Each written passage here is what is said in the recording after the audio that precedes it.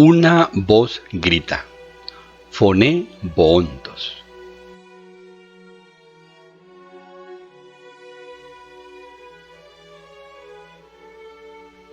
Papa Benedicto XVI. Audiencia General, 31 de octubre de 2012. El año de la fe. La fe de la Iglesia. Queridos hermanos y hermanas, continuamos con nuestro camino de meditación sobre la fe católica.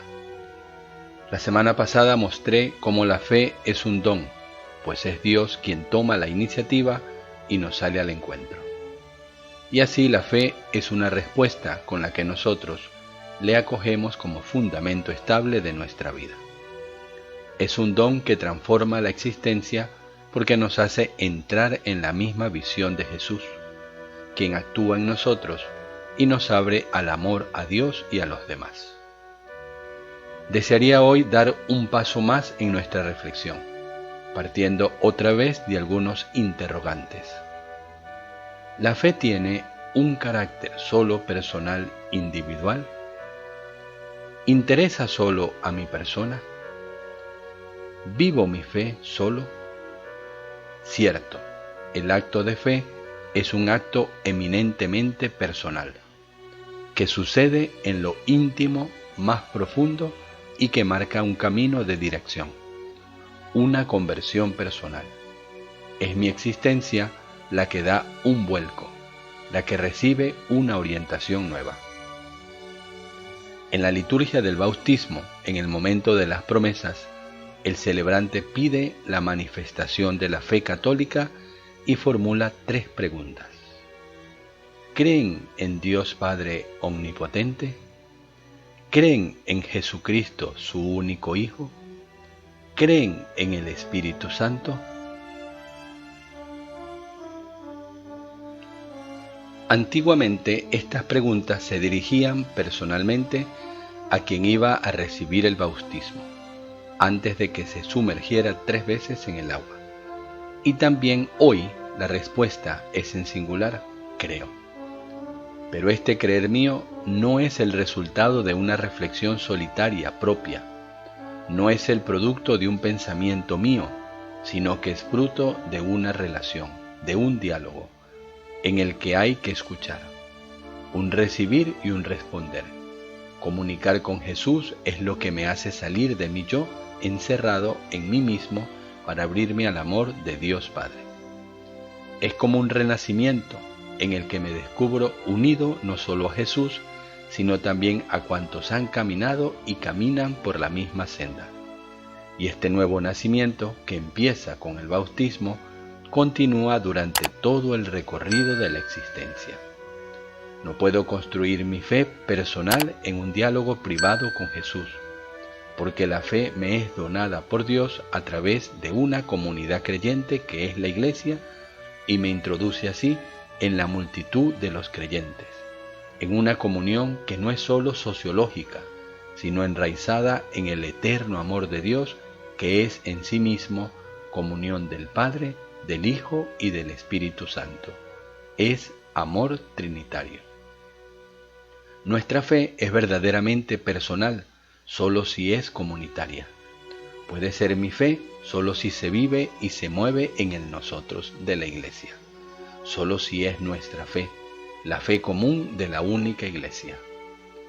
Los domingos en la Santa Misa, recitando el credo, nos expresamos en primera persona, pero confesamos comunitariamente la única fe de la Iglesia. Ese creo, pronunciado singularmente, se une al de un inmenso coro en el tiempo y en el espacio, donde cada uno contribuye, por así decirlo, a una concorde polifonía en la fe. El Catecismo de la Iglesia Católica sintetiza de modo claro así: creer es un acto eclesial. La fe de la Iglesia precede, engendra, conduce y alimenta nuestra fe. La Iglesia es madre de todos los creyentes. Nadie puede tener a Dios por Padre si no tiene a la Iglesia por Madre. San Cipriano. Catecismo de la Iglesia Católica número 181. Por lo tanto, la fe nace en la Iglesia conduce a ella y vive en ella. Esto es importante recordarlo. Al principio de la aventura cristiana, cuando el Espíritu Santo desciende con poder sobre los discípulos el día de Pentecostés, como narran los Hechos de los Apóstoles, capítulo 2, versículos del 1 al 13, la iglesia naciente recibe la fuerza para llevar a cabo la misión que le ha sido confiada por el Señor resucitado: difundir en todos los rincones de la tierra el Evangelio, la buena nueva del reino de Dios, y conducir a cada hombre al encuentro con Él, a la fe que salva.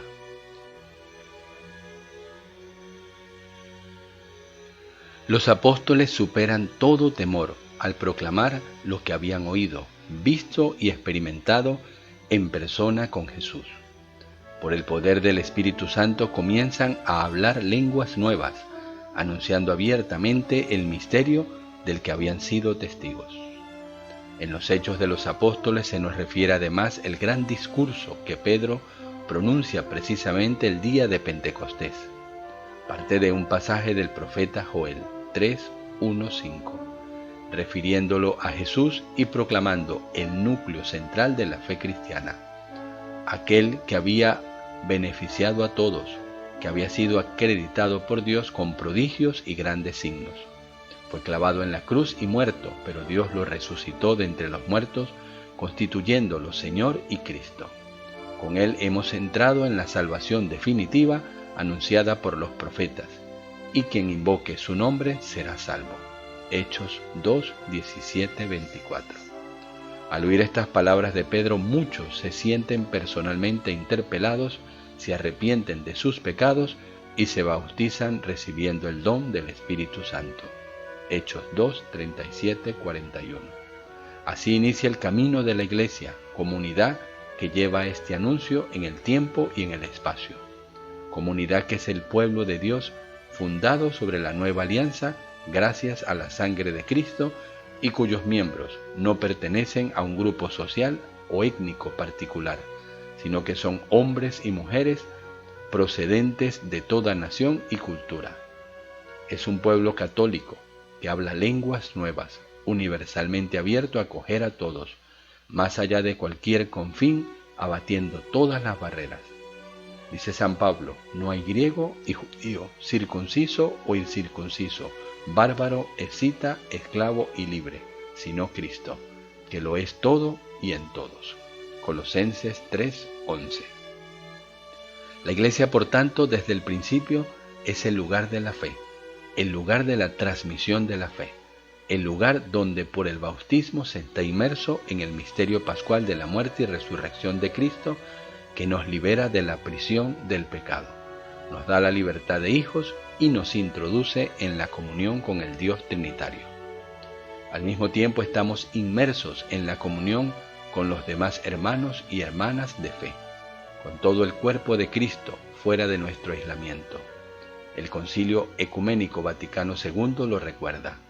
Dios quiso santificar y salvar a los hombres no individualmente y aislados, sin conexión entre sí, sino hacer de ellos un pueblo para que le conociera de verdad y le sirviera con una vida santa. Lumen Gentium número 9. Siguiendo con la liturgia del bautismo, observamos que como conclusión de las promesas en las que expresamos la renuncia al mal y repetimos creo, respecto a las verdades de fe, el celebrante declara: esta es nuestra fe. Esta es la fe de la Iglesia que nos gloriamos de profesar en Jesucristo, Señor nuestro. La fe es una virtud teologal donada por Dios, pero transmitida por la Iglesia a lo largo de la historia. El propio San Pablo, escribiendo a los Corintios, afirma que les ha comunicado el Evangelio que a su vez también había recibido. 1 Corintios 15:3. Existe una cadena ininterrumpida de vida de la Iglesia, de anuncio de la palabra de Dios, de celebración de los sacramentos, que llega hasta nosotros y que llamamos tradición.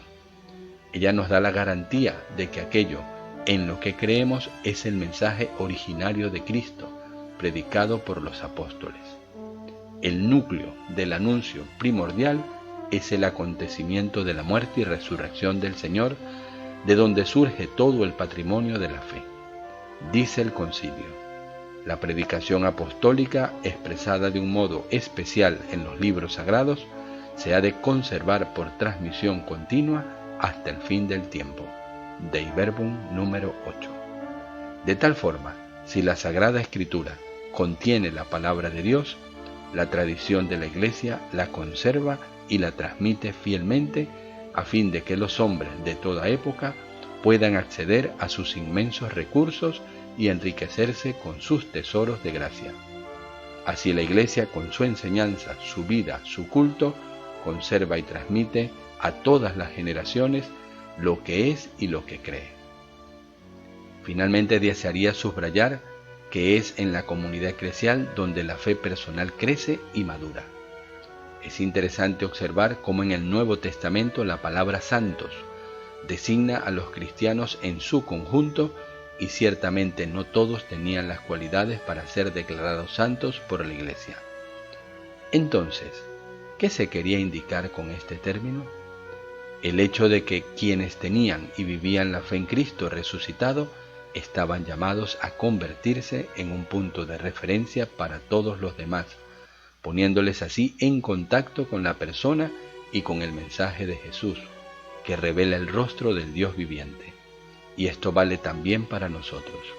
Un cristiano que se deja guiar y plasmar poco a poco por la fe de la Iglesia, a pesar de sus debilidades, límites y dificultades, se convierte en una especie de ventana abierta a la luz del Dios vivo, que recibe esta luz y transmite al mundo.